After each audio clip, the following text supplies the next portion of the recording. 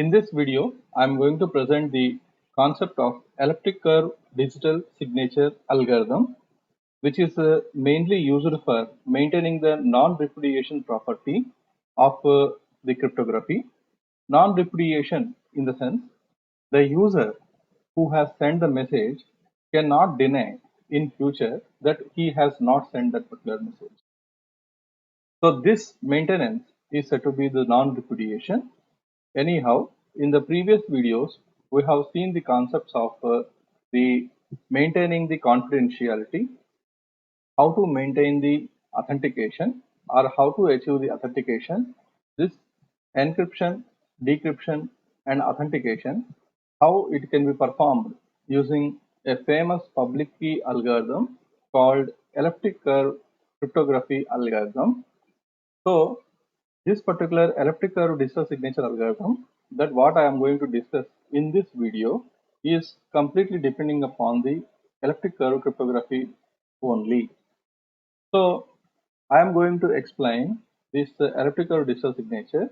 Anyhow, in order to understand this, one must also view the videos of the elliptic curve cryptography, how the encryption, decryption will be done, and how the authentication will be maintained with the help of the public and private keys that are generated out of the elliptic curve. And also, one must also go through that particular the video that I have previously posted, that is cryptographic hash functions, in which SHA 256 cryptographic hash function was explained. The same hash function is used for generating the message digest in the elliptic curve digital signature algorithm also. So that is the reason one must have an idea of the encryption, decryption using the elliptic curve cryptography, and how the keys will be generated with the help of elliptic curves, and also the hashing algorithm, how the cryptographic hashes will be used to generate the message register, and also will maintain the integrity with the help of cryptographic hash functions. Once you know these three things, then the understanding of the elliptic curve digital signature algorithm is not a big task. Now I'm going to start the elliptic curve digital signature algorithm. Before moving on to the elliptic curve digital signature algorithm ECDSA, let us recall or recap the elliptic curve cryptography concept. This elliptic curve cryptography concept, first of all, we are supposed to consider a prime number which should be greater than 3, and the elliptic curve general elliptic curve equation is defined like this: y square is equal to x cube plus ax plus b, where a and b are some variables that can be chosen in such a way that 4a cube plus 27b square is not equal to 0. So this particular condition must be satisfied whenever you choose variables a and b. And this elliptic curve is a generic equation. This generic equation of the elliptic curve is defined over the ZP is the set of the solutions x comma y that are belong to ZP cross ZP to the congruence. So whenever we say congruence, this will be modulo with the prime number that what you have chosen. So the modulo operation should be equally performed both on the left hand side and also on the right hand side. So y square is equal to x cube plus ax plus b. So here y square mod p and x cube plus ax plus b mod p. So this should be the equation that must be satisfied in order to generate various points on elliptic curve equation. Here is the example showing how to generate points on elliptic curve equation. The elliptic curve equation used here is y square is equal to x cube plus x plus 6, in which a is 1 and b is 6, and the prime number that has chosen is 11. So whatever the points that should be generated on this equation must fall in the congruence of 11, that means between 0 to 10. The way of generating the points, was explained in the elliptic curve cryptography video. Viewers may watch that particular video to gain understanding of how to generate points on elliptic curve. And please note that elliptic curve cryptography will give the freedom to the user to choose the private key of his own choice. But the keys are the points that are generated with this elliptic curve equation are considered to be the public keys, and the private keys can be chosen by the user at his own will. Now, with this concept and background, we'll move on to the ECDSA algorithm. Elliptic curve cryptography is a public key algorithm in which every user will be supplied with two pairs or a pair of keys called one public key and a private key.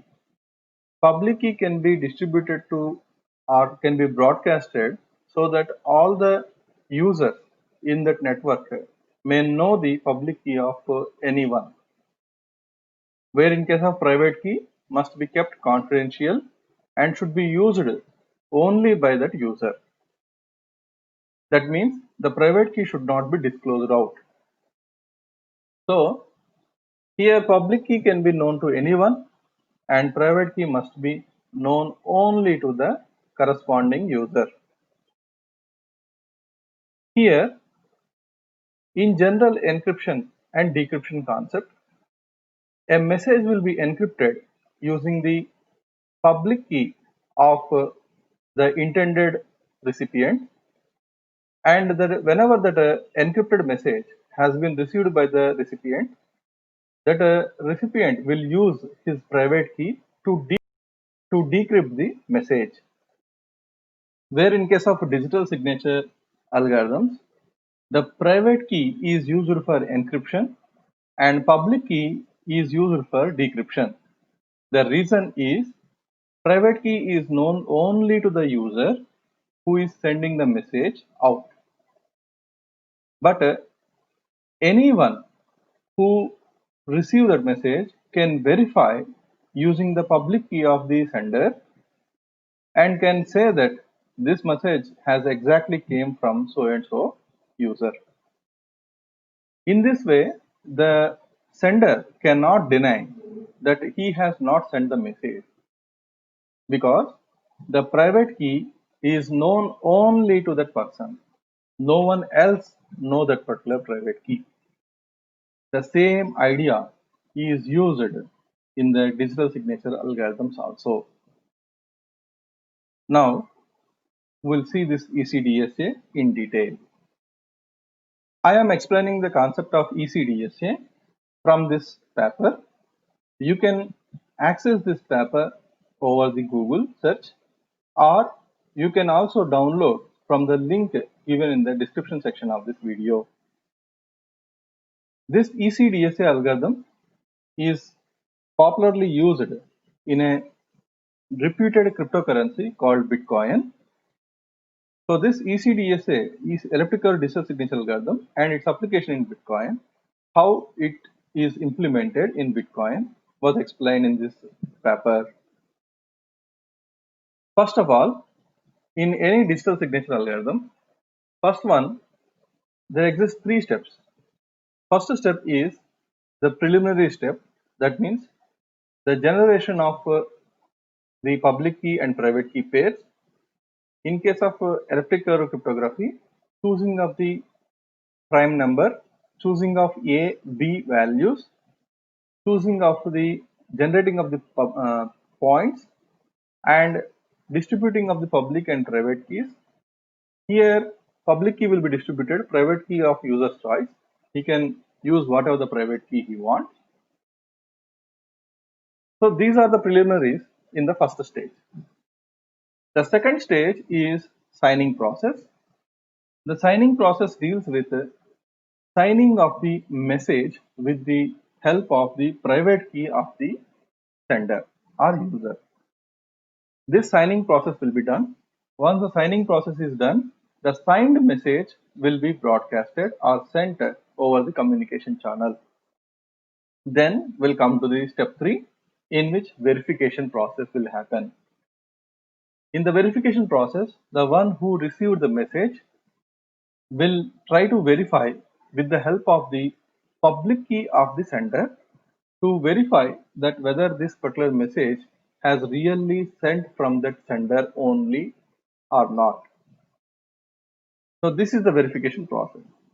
So all put together, the digital signature algorithms, either it may be elliptic curve digital signature or any other public key based digital signature algorithms, consisting of these 3 steps. First step is preliminaries, second step is signing, third step is verification. We'll discuss the ECDSA algorithm, which was first proposed by the Scott Vanstone in 1992, in which the first step is the elliptic curve group, that is E of A, B, P, need to be chosen. That E of A, B, P is in the sense this is the elliptic curve equation in which the it is advised to the user or to the system to choose the A, B and P values. So this elliptic curve group is E of A, B, P with the parameters A, B, P and order either prime n or divisible by prime n. So the order of the group or order of the equation must be of either prime number n or divisible by the prime n. This is the first step. Second step is the primitive element p that must be belong to E, which is of order n. Here the primitive element means this is the point on the elliptic curve that was used here in the previous step. And it is always recommended the prime which is of 160 bit or more. Whatever the prime that you have chosen here must be of at least of 160 bits or more. The fourth step is the private key, which is a random number, random integer, that is D belongs to 2, n square. That means the order of the prime number square. You are supposed to choose a random integer between 2 to n square. As I have told you previously, that the choice of choosing private key was left to the user, but the private key must be chosen by the user of his own will, that means of his own choice, between 2 to n square, where n is the prime order that was considered for the elliptic curve equation. Next, the public key, which is a point on the curve, q is equal to, this is the public key to be chosen, q is equal to d, that is the private key that what you have chosen, d into the point, that is public point that was given to you on the elliptic curve. So this is the setup before performing the elliptic curve digital signature algorithm. Anyhow, in the digital signature, first preliminaries are set up that was completed. The next step is signing. So in the previous step, that is in the setup step, we have chosen the elliptic curve, that is the one with us. Next, the primitive element is also with us, which is also called seed key, is also with us. Next, the prime that what we have chosen is of 160 bit or more, and we have chosen a integer, random integer between 2 to n square, which is also called for private key, and we have chosen or we have generated public key, which is called q is equal to d into p. Whenever the public key is there, this q can be known to anyone, and this d value should not be known to anyone. This should be known only to the user. Next one is signing. Here also generate a random number between 2 comma n square. Like how you have chosen a private key, during signing, you should also choose a random number r which is between 2 to n square. Compute r into the primitive, just like how you have generated a public key like this. Then you will get the point on the elliptic curve, which is x1 comma y1. Now you are supposed to compute integers s1 comma s2 as follows. Compute the integer s1 is equal to this x1 modulo n, the n prime order that what you have chosen for the curve. So x1 mod n. If s1 is equal to x1 mod n is resulting to 0, then stop and perform the choosing of another random number and compute r into p, then again compute s1. That means s1 should not be 0, or the next point, the next value that will generate s2, that should also not to be equal to 0. Now if s1 is equal to 0, then stop and go to step 1. Again generate a new random number between the range 2 to n square, where n is the prime order. Compute r into p so that you will get an point on the elliptic curve. Use the x1 and perform x1 modulo n, and you see that s1 is greater than 0 or not. If s1 is greater than 0, then go to step 5. Here you compute r inverse mod n. What is this r inverse means? 1 by r mod n, which is called r inverse mod n. This is the r, that is the random number that you have chosen to generate s1. Since s1 is not 0, you perform r inverse mod n. Next, compute the second element, that is called s2. s2 will be calculated like this. s2 is equal to r inverse of whatever the message that you want to send, that message hash value, which is called h of m. Here this hash value is the message digest value. You can use either SHA-256 for generating this hash value. So here h can be SHA-256 hash function. So hash of the message that what you want to send out. So r inverse of h of m plus d into s1. What is this d? Your private key. This is the private key that you have generated in the previous step. Now private key into this s1. So that means you are going to sign, or you are going to sign this particular message with the help of your private key. Actually, here message is not signed. Here the hash of the message is going to be signed. So r inverse of hash of m plus the private key into s1 mod n. If s2 is equal to 0, unfortunately, if you got s2 is resultant to 0, then stop, again repeat the step 1 to step 6. How long you are supposed to repeat this? Till you won't get the s2 as 0. So if s2 is not 0, then the signature of the message m is the pair of integers, the s1 that what was generated here and s2. So these two values will be made as a set and will be sent out along with the message. Please remember, here message is not going to be encrypted. If you want encryption, you may use elliptic curve encryption algorithm. However, encryption is not required, but the message is a plain message, and if you want to send this message out, and in future if anyone claims that this message has not come from this so and so user, or a sender in future cannot deny that I have not sent this message. For this purpose, you are supposed to hash this message.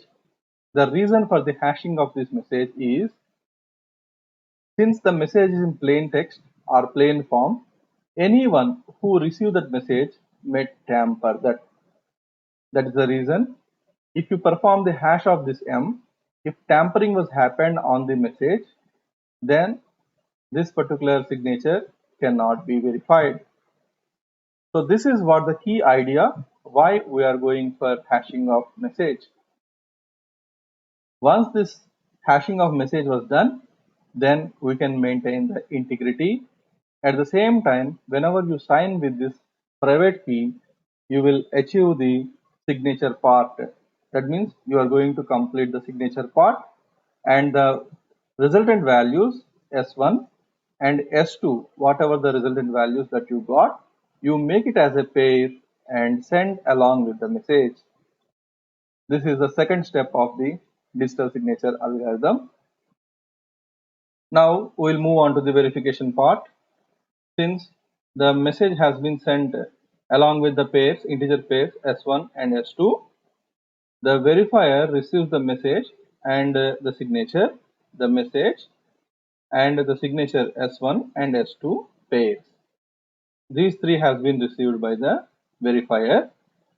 The verifier also know the public key, that is Q, of the sender. The integers S1 and S2 are in the range of 1 to n. N is the prime order. The reason is we have moduloed the values with the mod n. Hence, since because of the congruence relation, the values that we will get is always in between 1 to n. So the integers S1, S2 are in the range 1 to n. Now compute W is equal to S2 inverse mod n. Here you are supposed to perform the inverse modulo on S2.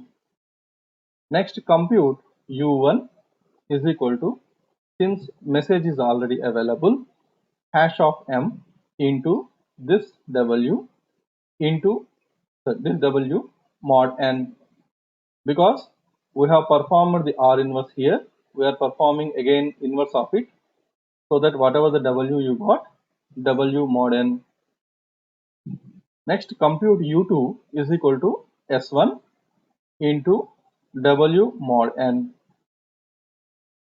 Now compute U1 into the prime factor, or the basic primitive element that what we have chosen from the elliptic curve, with U2 into the public key, then you will get the pairs x2 comma y2. The plus symbol represented here is indicating the XOR operation, which is called exclusive OR operation. U1 into the primitive, the content what you get should be XORed with the U2 Q, thereby you will get the points x2 comma y2. Now compute the integer v is equal to x2 mod n. So you have got the values v, and already you have with the S1 and S2 values. The signature is valid once the v is equal to S1. That means the S1 integer that what you have received is equal to the v that what you have computed during the verification are equal.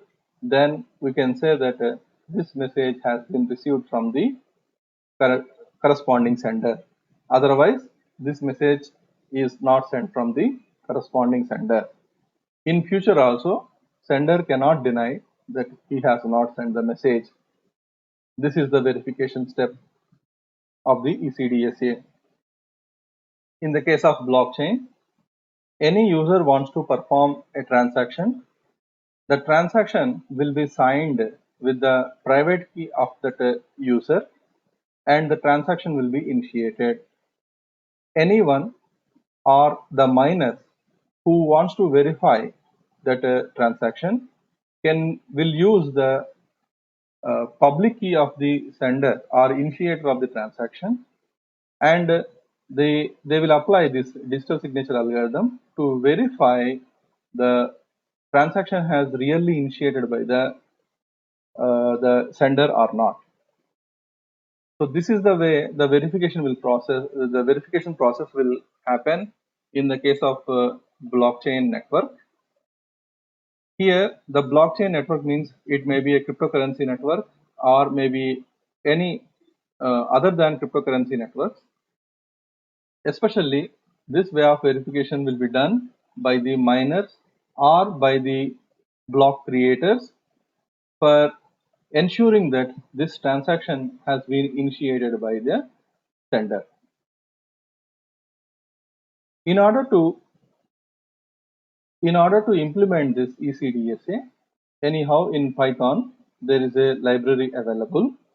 You are directed to go through this library, and you may also use, you may not use all the steps that I have explained so far. Anyhow, this particular package is very easy to implement, and with a few steps you can perform the verification signature and verification steps. It supports various elliptic curves. As I explained just now, it must be of 192 bits and more.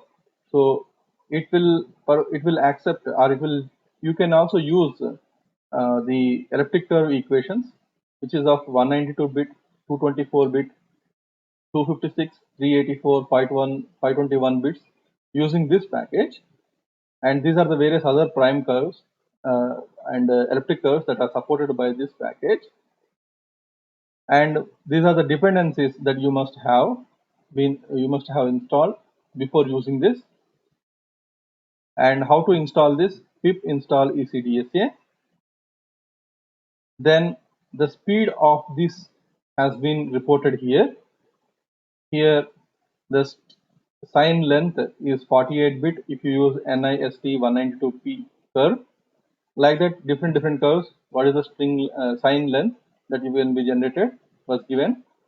Key generation time, how much time it took to generate the key. Number of keys generated per second, how many keys will be generated by using this package.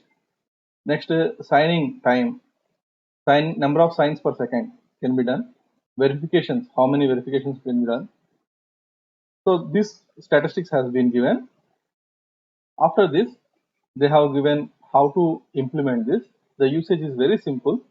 If you look at here, from ECDSA, import signing key. SK is equal to signing key dot generate. So it will generate by default NIST 192 P curve. Then VK is equal to SK dot verifying key. Signature is equal to SK dot sign of the message.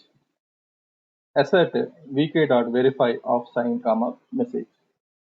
See how simple it is. Within five steps, the entire message verification was done. Signing and verification was done. This is the usage. I recommend you to understand this once you go through the research paper that I have presented in this video. You can also find this paper in the description section of the video, and also go through this ECDSA package. Try to write a small program so that you can get understanding of the ECDSA.